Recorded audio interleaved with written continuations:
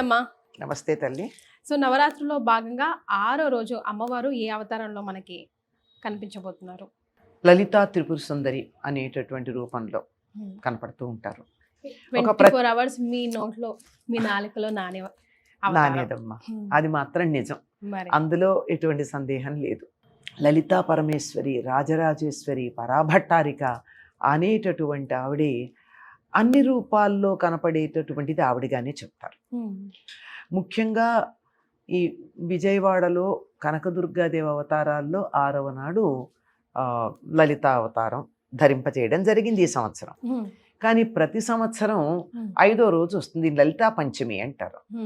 ఇక్కడి నుంచి మొదలుపెట్టి 7 రోజులు 5 రోజులు పూజ చేసుకునేటటువంటి వాళ్ళు ఉన్నారు. అంటే అన్ని రోజులు చేయడానికి వీలు కాని వాళ్ళకి ఇప్పటి నుంచి పంచమి నుంచి మొదలుపెట్టి ఈ సంవత్సరం మాత్రం ఆ తిథిద్వయం రావడం వల్ల ఇవాళ షష్ఠితో కూడా కలిసి ఉంది.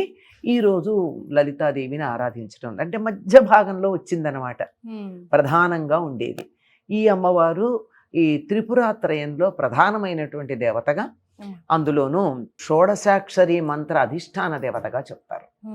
అమ్మవారికి సంబంధించినటువంటి మంత్రం షోడశం 16 అక్షరాలతో ఉన్నటువంటిది.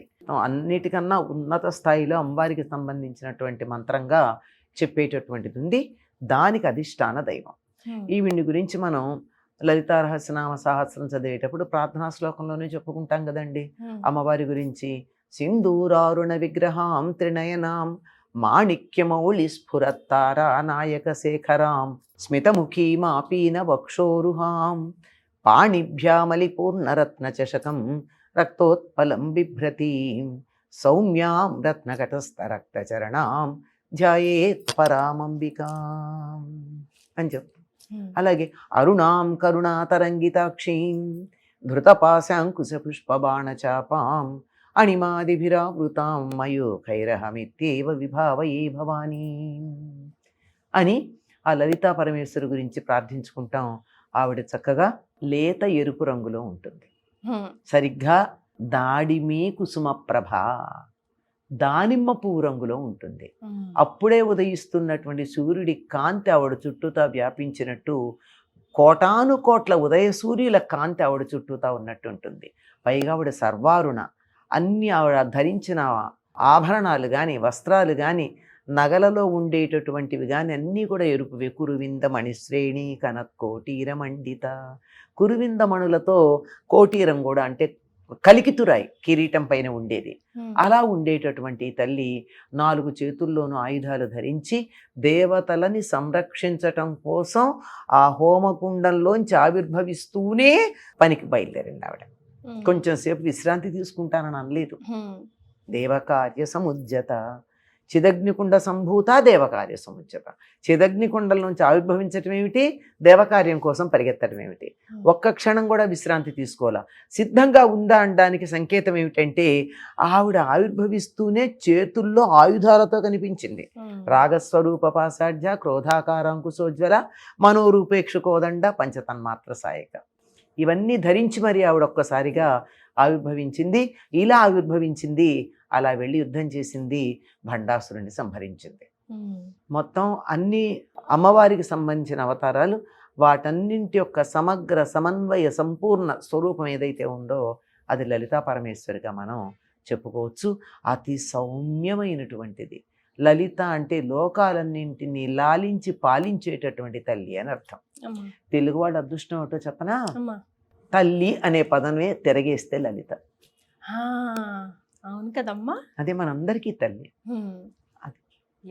అటువంటి లలితా పరమేశ్వర అవతారంలో ఈ 6వ రోజు, నిజానికి లలితా పంచమి 5వ రోజు రావాలి.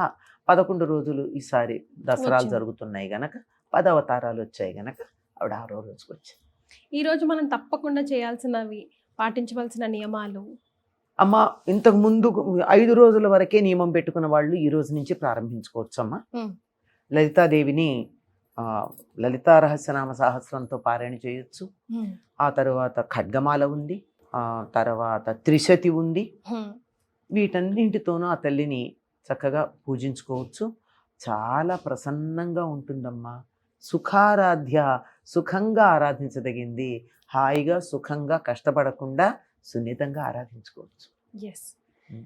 అయితే చేయకూడని పనులు ఈ రోజు మనకు తెలిసి తెలియకుండా ఫ్లోలో చేస్తూ ఉంటాం కదమ్మా. పూజలు అనగానే కొంచెం భక్తి ఓవర్గా అయిపోయి చేస్తూ ఉంటాం ఆ కదా. భక్తి కొంచెం వికటిస్తూ, హ. అంటే అలా వాళ్ళు మీరు- పాపం వికటించింది అనుకోరు, అతి అతి ప్రేమ. సర్వత్ర వర్జయత అని చెప్పినట్టు ఇక్కడ కూడా కొంచెం అతిని తగ్గించవచ్చు. హాయిగా సౌమ్యంగా పూజ చూసుకోండి. ఎన్నిసార్లు వీలైతే అన్నిసార్లు లలితా రహస్యనామ సహస్రం పారాయణ చేసుకోవచ్చు. మా స్తోత్ర పారాయణ చేయొచ్చు అందరూ. హ్మ్. నామాలతో చేయాలంటే దానికి కొన్ని నియమాలు ఉంటాయి, చాలా నియమాలు పాటించాలి. హ్మ్. దాని ముందు ఓంకారం కానీ, ఓం ఐం హ్రీం శ్రీం అని బీజాక్షరాలు కానీ పెట్టి తర్వాత నమః అని పెట్టి చెయ్యాలి అంటే దానికి చాలా నియమాలు ఉంటాయి. మామూలుగా పూజించుకోదలుచుకున్నటువంటి వాళ్ళు హాయిగా తప్పులు లేకుండా లలితా పరమేశ్వర్ని కుంకుమార్చన చేసుకోండి. హ్మ్. దీనికోసం మీరు కోటాను కోట్లు డబ్బు ఖర్చు పెట్టక్కర్లేదు. ఎస్. అందుబాటులో ఉన్న పూలతో ఇంత కుంకుమ వేసి మీకు అందుబాటులో ఉన్న నైవేద్యాలు పెట్టండి. అంతే. హాయిగా చేయండి, Yes. సంతోషంగా ఉండండి. సున్నితమైన తల్లి ఆవిడ, మరి మనం మోటగా చెయ్యొద్దు. హ్మ్. సో సున్నితంగానే డీల్ చేయాలి. అదే. చాలా సంతోషం అమ్మా, ధన్యవాదాలు. సర్వమంగళ మాంగళ్యే శివే సర్వార్థ సాధికే శరణ్యే త్ర్యంబకే గౌరీ నారాయణి నమోస్తుతే. స్వస్తి.